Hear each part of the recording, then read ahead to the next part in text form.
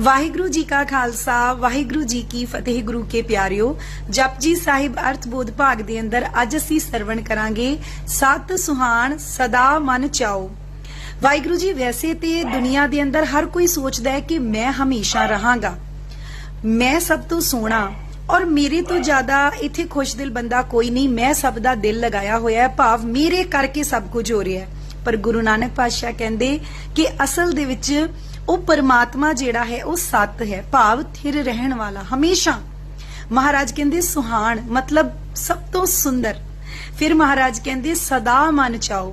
वाहिगुरु जी, मनुख थोड़ी जी खुशियां मिलन खुश, ना मिले ते उदास, पर परमात्मा जिहड़ा है सदा मन चाओ।